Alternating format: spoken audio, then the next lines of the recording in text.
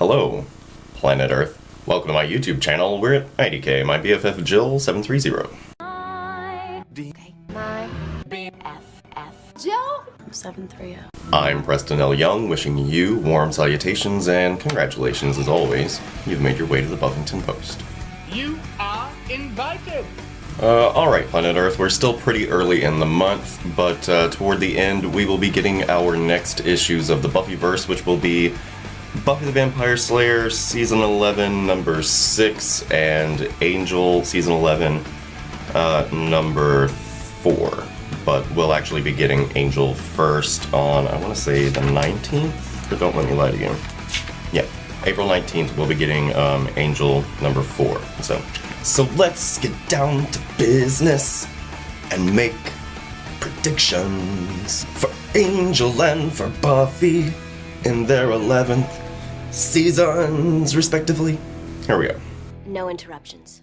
After all, these implements and text designed by intellects so vexed to find evidently there's still so much that hides. And though the saints of us divine in ancient feeding lines, their sentiment is just as hard to pluck from the vine. Okay, so starting off with Angel and Illyria cruising through time. I really don't know what to predict for this book. I was thinking, obviously, like, my major prediction is nothing's really going to change in, like, prehistory with Illyria. I just don't see anything really changing the time stream. I think we might have, like, the two Illyrias kind of, like, merge into one, and, like, maybe that could happen. Like, maybe our current time Illyria can sort of shift into its original body and, like, make some new decisions or something like that. Although I'm not sure about how much, like, perspective is skewed by being in the human body that Illyria is in, and I don't know if her perception and her kind of understanding of self would change if it kind of got back into its OG body. I'm not really sure how that would work, but it's something they could play with. They could do anything with this, like, you could do anything with Illyria, technically, if you really think about it, but I'm not sure that they're actually affecting time. I'm thinking that, like I said earlier, I think maybe Illyria's memories are just, incorrect. I think she might just be wrong about what actually happened. But, the time travel stuff, I really have no idea what to predict other than more character development for Fred, more character development for Illyria, more kind of Angel feeling bad. I don't know, because we've got on the cover for next month's issue, it looks like Illyria's coming out of Fred and going into Angel, and so I don't know. It's all messed up, but I don't know what the heck to predict for Angel. It's so confusing with the time travel and the pacifist demons and all this good stuff, and I don't know. This book, this book has just got me all up in my crazy. Like I said, last month's issue was better, and it made sense for this version of Angel that they're giving us. I'm still not loving it, but yeah, I don't know what's gonna happen with this volcano, and my big prediction is Illyria's gonna, like, talk some sense into herself, ? I don't know. Angel predictions. How can you predict time travel bullshit? Kinda tough. But moving on to Buffy. Buffy, this issue was so interesting, with Buffy finding out that the government is... It looks like the government is making some kind of, like, machine. Some kind of, like, enchantressy from Suicide Squad machine that they're gonna use to, like, harness power or create power, maybe. I feel like it's all gonna come down to money, right? I feel like it's all gonna come down to money. This is just a money-making ploy. I don't know. I do think that Buffy is gonna get... she's obviously got to get more serious, what with this amphibious demon getting shot and all that good stuff. I'm thinking that they'll give Spike some more to do, because really, he's just sitting around letting Buffy keep him alive, and we need more for Spike. We need something for him to legitimately do within the Not an Internment Camp. I do think we will see Willow strip the magic out of someone. I don't know that it will be Calliope.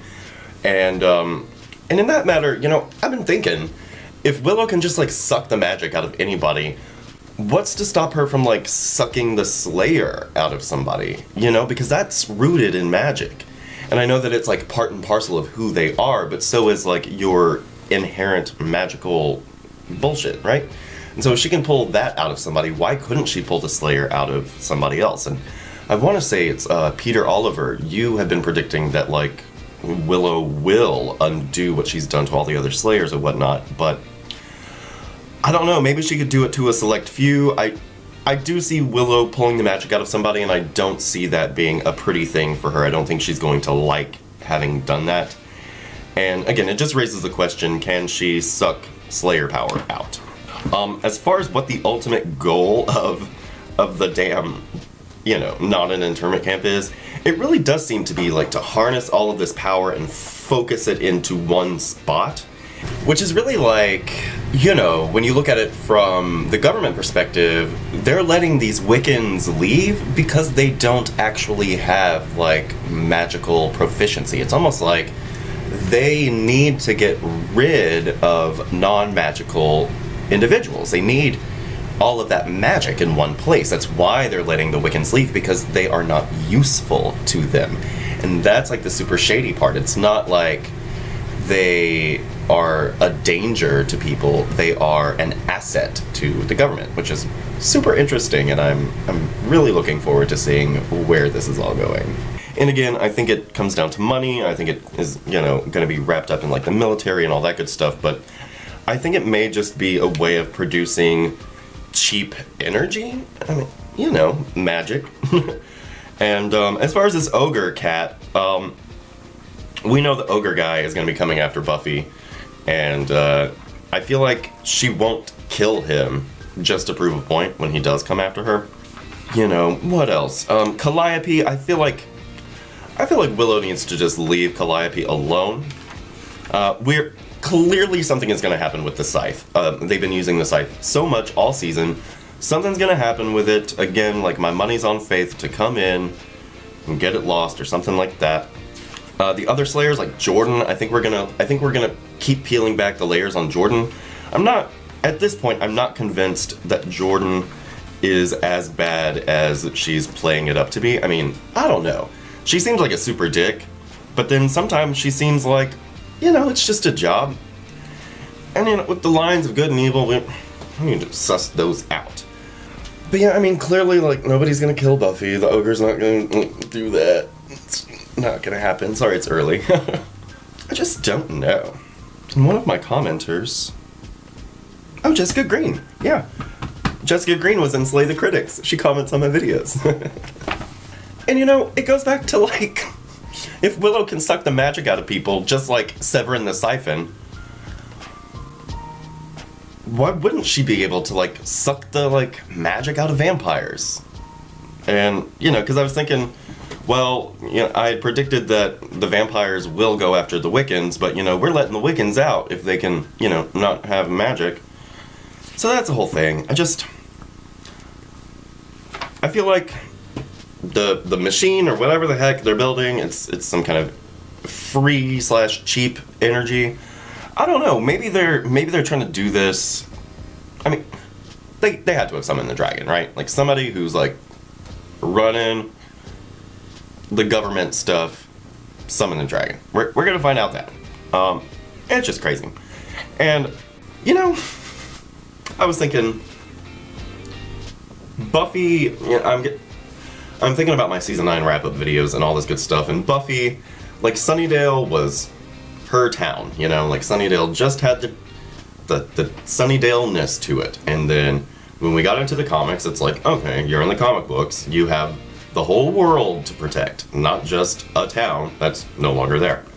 And so, you know, season 8, it suffered from bigness, it suffered from how big the world was, and so Buffy went to San Francisco, and in San Francisco in season 9, it was like, you know, this town is a little too big, but then in season 10, she was like, okay, this town's just the right size because I've got like me and my Scooby crew and the Magic Council, etc., etc. And so she made San Francisco work for her.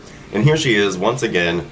She is Slayer in a small town where it's all wacky and whatnot, but the town happens to be a prison. And so I'm liking that the Buffy comics have realized that they can't have Buffy be responsible for the whole world or all of San Francisco. But, you know, it's once you create these problems to ignore them, you know what I mean? It's like Buffy wants to be so big and so important and then, you know, still remain small and just confined to this one little space. And it's like, if you're like the superest Slayer that ever slew, what's the deal? And so, I don't know. Predictions are hard for Angel because of the time travel element and how none of it may matter and how it might all just be undone. And predictions for Buffy are, you know, more drama, more intrigue, more government conspiracy. And it's all fun. It's all fun. But, like I said, I don't want to complain about the smallness of season 11 because it makes a lot of sense. Like, have Buffy and, you know, confine her. Literally. But this does, again, go into the whole, we're not getting any Xander and Willow stuff. We haven't had much Xander and Willow stuff since the one time that they, like, had a thing together in season 10. And so, I want our characters back. I do think that we'll pick up with Xander and Dawn and Giles in the next issue. We need to, you know, check in with them and see how life is going on the outside. That's a thing. And again, I need for Harmony to come in and go on like a buddy adventure with Xander and Dawn. I think that would be great. Or Harmony and Giles. That would be so funny. But yeah, that's pretty much all I've got for predictions, guys. Let me know what you think is going to happen in issue number 4 and then issue number 6, respectively, for April's Buffyverse comics. That's pretty much all I got. Have yourself a great day today, and we'll see you next time. Bye. My BFF. Joe? 730.